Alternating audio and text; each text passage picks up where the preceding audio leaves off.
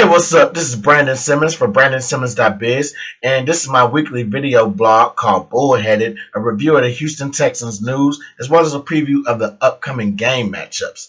Now, this week, the Texans are going to Mexico City to take on the Oakland Raiders in the NFL's attempt to do some type of international thing. Who cares? The bigger story about this game is going to be the Houston Texans continuing on their playoff run. Now, last weekend, they opened up the second half of their season with a gift in the form of the Jacksonville Jaguars, a 24-21 win over their division rivals, which is good, puts them up in the division, keeps them going. Couple of concerns about that game, though, was how Osweiler did, throwing 99 yards, but no interception, and also had a couple touchdowns, as well as the running game. Didn't start off too great for him early in that first half, but in that fourth quarter, that's when they really turned things up.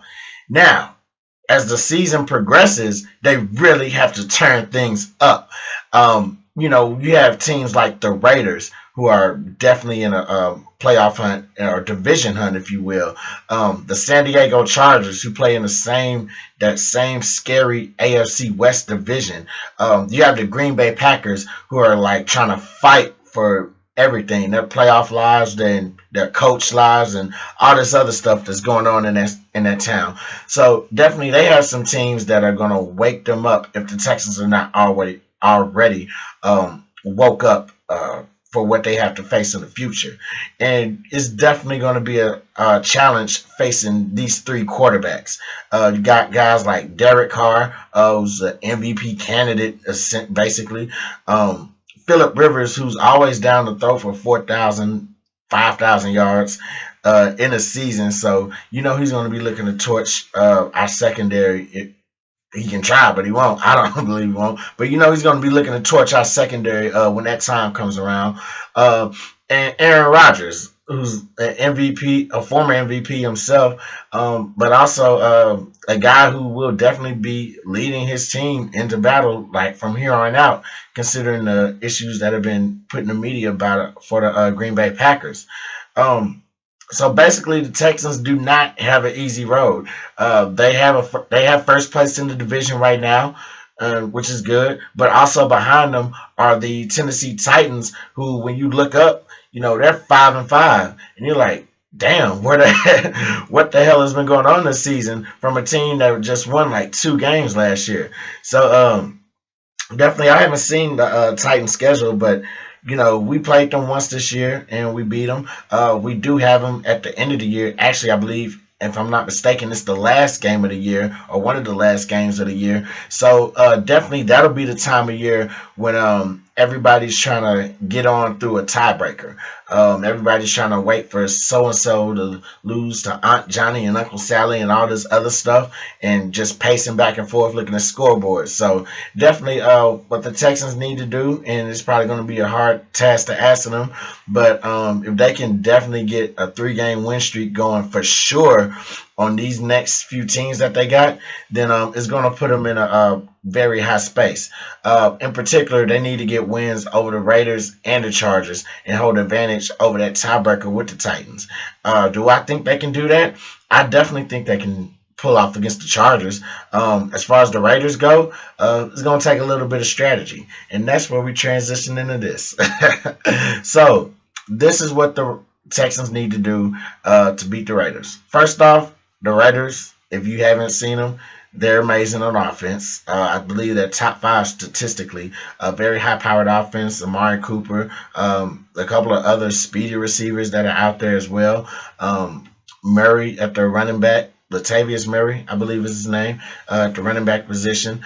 However, on the flip side of the ball, their defense is near the bottom of the league. I believe it's 29th overall in overall yards. In particular, the passing game, their pass defense is 31st, and their rushing defense is 21st. So, that's going to be a slight advantage to our offense, who is dead last in the league at the moment. In particular, our passing offense is 30. We're dead last in passing offense. But there's a silver lining. our running game has stepped up considerably because I remember we weren't so hot, statistically with the run, but it has definitely stepped up. And I think the last two games where they played the Detroit Lions and the Jaguars, and they ended those fourth quarters actually, is when the running game, I've noticed it was just pick up. Um, it would pick up considerably and just wear down a tired defense, and that's a good thing. Knowing that is still there, so it'll help us close out games even better. Um, the one thing I would say is for the Texans to do is first they need to come off with a do or die mentality. Recognize that this is the second half of the season. No more bye weeks. If you want another bye week, you need to fight for it. To get that in the playoffs. But as of right now, it's either win or go home. We're at team is at a fragile position. With the Titans playing the way they're playing right now, just sitting one game behind the Texans. Texans need to make sure that they can extend that lead as much as possible, or maintain it at least. Take advantage of the Raiders' defensive ranking. They're dead last for a reason.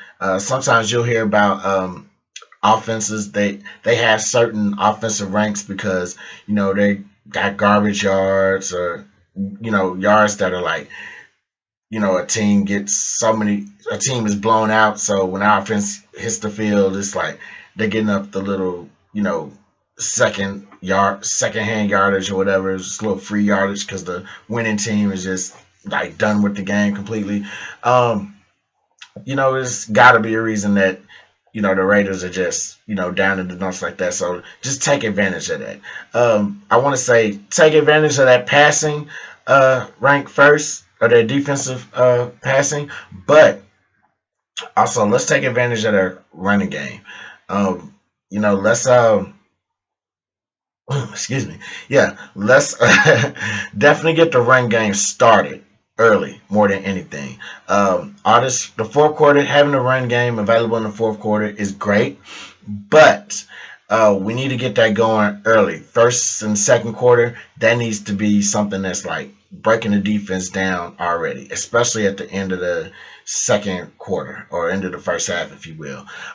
Get that going to attack that defense so you can bring them in the box, set up the one-on-one matchups outside. I think Will Fuller should be back this week. He's missed like quite a few games in the last few weeks due to injury, but hopefully the bye week has healed him up. I think he missed last Sunday's game, if I'm not mistaken, or he just really didn't do too much. But hopefully he's fully healed, and we can have that deep threat along with him and DeAndre Hopkins.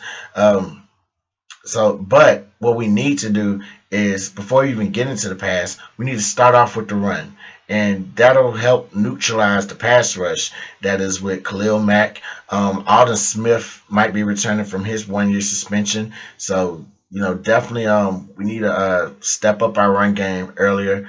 Throw the running backs around if you need to, just to make sure everybody's legs is fresh. I'm definitely a fan of Alfred Blue on the short yardage. Long yardage, like 1st and 10 or 2nd and 7 and all that stuff, I'm not too sure about. It's probably a good, starting point just to, rest up Lamar Miller at points. But definitely put him on some short yardage plays. Put him on the goal line. He has the size for it, so just put him in there and just for some first downs and moving it for some chain moving as well as some touchdowns. Another key thing. Let me just get back to the passing game. That's gonna really be key for us. The runs are going to be really key in opening up the passing game for us. Like I said, hopefully it'll develop these one-on-one matchups on the outside with Fuller and Hopkins, and definitely just with the tight ends as well. Last Sunday they did a phenomenal job. Fedorowicz caught a touchdown, I believe, and so just get these, get them involved and just be able to spread the ball around a little bit more. I think it's definitely going to help with Osweiler's confidence, which I think that is growing a little bit more. You see it on certain plays where, if no receiver's open, if he sees that lane open, he's just going to go ahead and run for that first down, which is great. And that'll, put the deep. I mean, I don't think he's going to be, Michael Vick or Michael Vick with a scrambling, but, definitely something that hopefully it's something that a defense might, let's just take note of this and just slide off a defender. I mean, slide off a offensive player and let them be open for Oswald to make a completion. But I'm just rambling on about that. Anyway, key point is get the run, and that will open up the passing lanes for sure. Passing lanes for everybody. Another thing that should develop into long drives. Like I mentioned earlier, Derek Carr is playing like an MVP candidate right now. Like he's really blowing defenses out the water. A couple weeks ago he had like 500 yards passing. Like, come on, man, who does that? So definitely, we need to keep him off the field with long drives.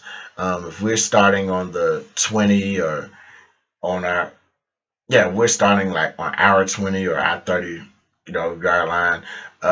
That's good, but let's make sure we're running the ball. Make sure make sure receivers, tight ends, or whoever's receiving the ball, make sure they're catching it.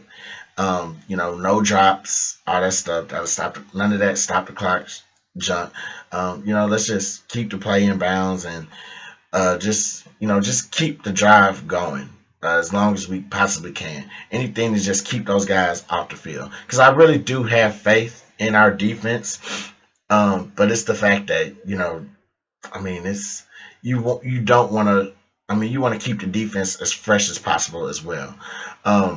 So definitely, I think our offense is going to be key in winning this game for us. I'm pretty sure our defense, despite all the injuries that have been going around, they will be able to make a couple of stops, key stops as well on Carr and his whole offensive group. But definitely, the key to this game is going to be our offense, just sustaining long drives, and that's starting to run early as well as taking shots at our receivers down, whether intermediate or downfield. But that's all I have for this week. I'm Brandon Simmons for brandonsimmons.biz. I holla.